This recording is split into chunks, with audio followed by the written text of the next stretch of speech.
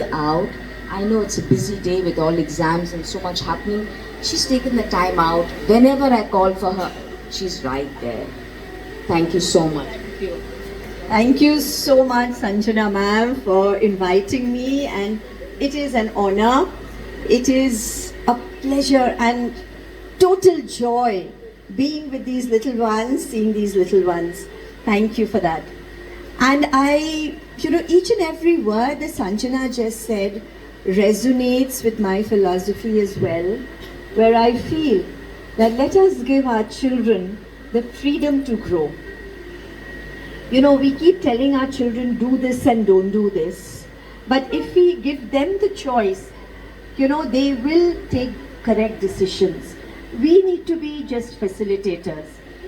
I was just meeting a parent a little while ago in school, and that is exactly what I told this parent. I said, the child is making a mistake, but the child is very smart, very intelligent.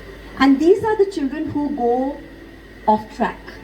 So what you need to do is, instead of pressurizing the child, just put it across to the child that if you do this, these will be the consequences, but if you do this, this is what is going to happen. And you will find that the child will gradually learn.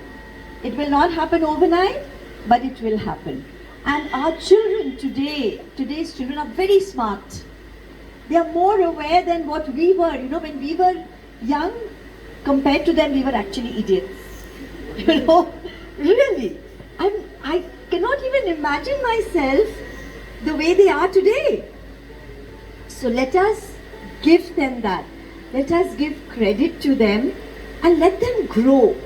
My father-in-law, so I have one daughter, and she was the only child in the family at that time. And as usual, grandparents being grandparents, they would pamper her and, anything she wanted. And as a parent, I would keep saying, no, Papi, you should not do this. You should not give her this just because she's asking. And I still remember, he's no more. He used to tell me one thing, that the more you say a no, the more inhibited they will become. So don't say a no, you talk to them. And you will find that they themselves will say what should be done, what should not be done. They have that realization. And today I realize that we don't want children to become inhibited. We want their minds to explore everything that is there around them. So if we start putting boundaries, how will they explore? So, like ma'am just said, let them be. Value them, listen to them, talk to them. Today, your children are young, but as they grow up, you also get busy in your own work. As you become more senior in your profession, and your profession becomes more demanding, and gradually there is a rift that is created. There's a distance, there's a gap that is created. But because I also deal with senior children, I have noticed if you can spend 15 minutes every day with your child and talk to the child, not about what studies you've done or what has happened, but understanding and asking the child what the child is going through. What is the child feeling? Instead of asking them, school mein kya hua hai? Friend ne kya bola hai? Instead of doing that, ask the child, what is the child feeling? So the child says, obviously the child comes excited, I've done this, I've done that. Ask the child, how do you feel? What did you feel about it?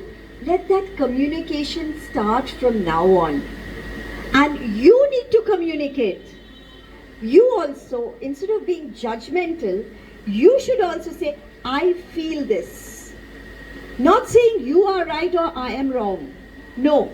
But yes, you feel this, I feel this.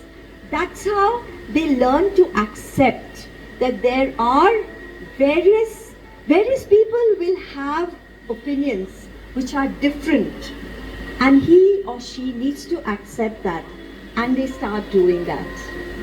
And I have found that parents who give that 15 minutes, you don't need more.